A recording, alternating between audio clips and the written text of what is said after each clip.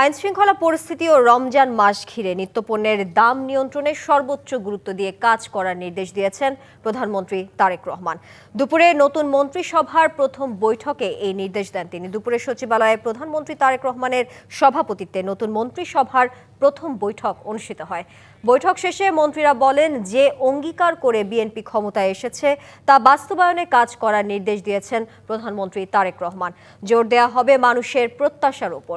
মন্ত্রীরা বলেন, প্রতিটি মন্ত্রণালয়কে দুর্নীতির ঊর্ধ্বে রাখতে চান প্রধানমন্ত্রী, সেই অনুযায়ী কাজ করতে বলেছেন তিনি।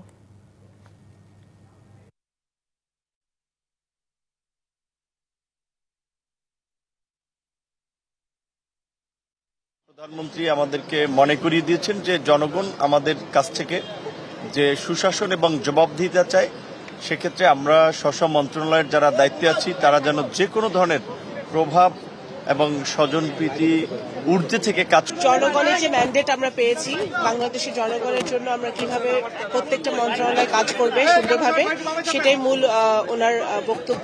সরকারের পক্ষ থেকে আমাদের এই মুহূর্তে অগ্রাধিকার হচ্ছে রমজান উপলক্ষে দ্রব্যমূল্যের মূল্যকে নিয়ন্ত্রণে রাখা। গভর্নমেন্টের ফার্স্ট 100 ডেজে কি কি প্রায়োরিটি আছে সেটা নির্ধারণ করতে হবে। আমরা এবার 180 ডেজের একটা প্রায়োরিটি নির্ধারণ করেছি।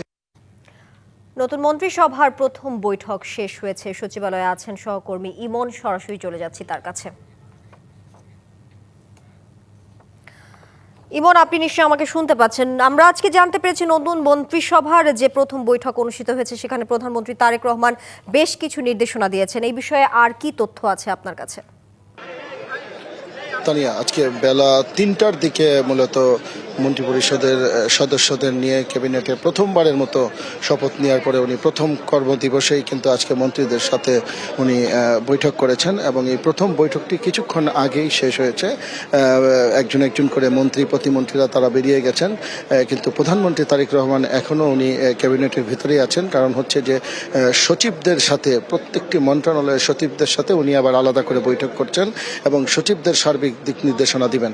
আর ক্যাবিনেটের বৈঠকের বিষয়ে আমাদের এখানে বেশ কয়েকজন মন্ত্রী এবং প্রতিমন্ত্রী কথা বলেছেন। যেমন এখানে স্বরাষ্ট্র মন্ত্রী সালাউদ্দিন আহমেদ, উনি বলেছেন যে ক্যাবিনেটে মূলত আলোচনা হয়েছে আজকে প্রাথমিক যেহেতু সূচনা।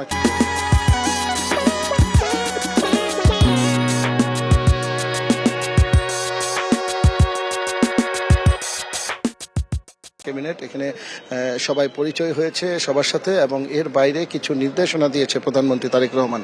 সেটি হচ্ছে যে 180 দিনের একটি লক্ষ্যমাত্রা বা কর্মপরিকল্পনা চূড়ান্ত করেছেন এবং সেই অনুযায়ী মন্ত্রী এবং প্রতিমন্ত্রীদের কাজ করার জন্য উনি নির্দেশ দিয়েছেন। আর পাশাপাশি সামনে রমজানকে উপলক্ষে সামনে রেখে আইন শৃঙ্খলা পরিস্থিতি স্বাভাবিক করা এবং এর পাশাপাশি দ্রব্যমূল্য নিয়ন্ত্রণে রাখা এবং মানুষ যেন দ্রব্যমূল্যের নিয়ন্ত্রণে রাখার ফলে যে স্বস্তি পায়, সেই ব্যাপারে কঠোর নির্দেশনা দিয়েছেন। এবং এর পাশাপাশি উনি আরও বেশ কিছু সিদ্ধান্তের কথা বলেছেন, যেমন অর্থ পরিকল্পনা উপদেষ্টার কথা বলেছেন।